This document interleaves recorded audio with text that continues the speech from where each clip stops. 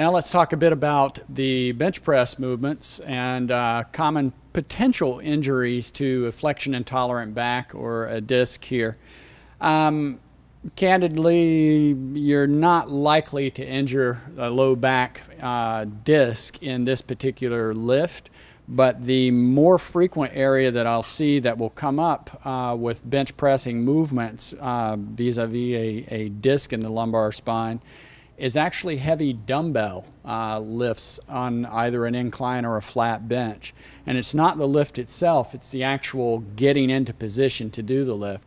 So Chris, let's see what we've got. We've got a couple of heavy dumbbells here. Why don't you demonstrate if you are going to use this lift, and this is important. You have to do a bit of a cost-benefit analysis here, right?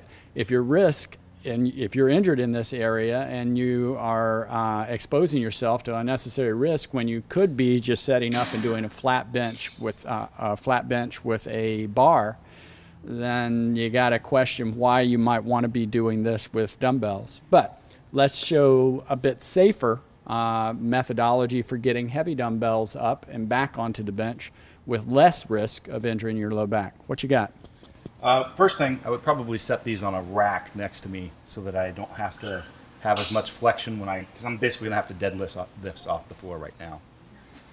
But I'm going to do that. I'm going to try to keep in the best position possible. Get them out in front of me on my quads. Squat. And now I'm going to pop these dumbbells up. With your knee? With my knee. Okay. To get in position. Still a little awkward. As you can see, that's going to be a challenging position for anybody to get into, and if you're at the caliber of performance on this that Chris is, maybe you can do this. If you're not, be honest with yourself. There might be other ways that you can get the same benefit. And do you have anything to say about dropping heavy dumbbells like this on the gym floor? Don't do it in my gym. You're going to get in a lot of trouble. Yeah, it bends the bells. So if you see people doing that in the gym, just give them a scowl, right? Okay, let's see about other options that you've got.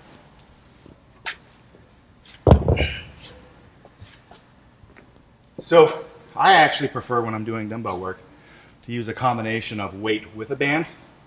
It's actually more effective, in my opinion, in my experience, but it's also going to reduce the load. So I got this dumbbell or this band over my back, and actually usually I'll go quite a bit heavier than this.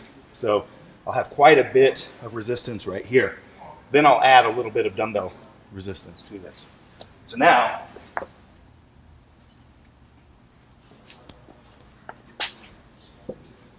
I've got these much lighter ones, so I can just roll back into place. So I'm really only dealing with 50 pounds or half the load here and getting the same workout. And of course, another option here too would be to have a spotter, somebody to help you, regardless of what dumbbell weight you're using. Actually, you get into position for the lift, and then your spotter puts the weight in your hand in a protected position. So those are some considerations. Is there anything with a flat bench and a barbell consideration that you can see from a flexion intolerant spine position that's really going to be potentially risky, Chris? Not really. The only issue that I usually see is someone that's already aggravated.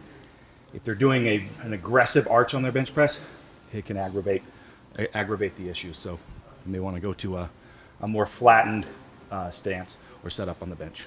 And again, this what we're doing here is not a how-to session on how to powerlift all of the specific lifts. We're looking at this specifically for risks associated with a flexion intolerant or a disc injured spine. So that other information about actual effective arching, you can find that in other venues, and Chris may have some links that we can put down below the video here that can clue you into the nuances of how to get into position for those and get your arch and set up just right to protect your shoulders and stuff.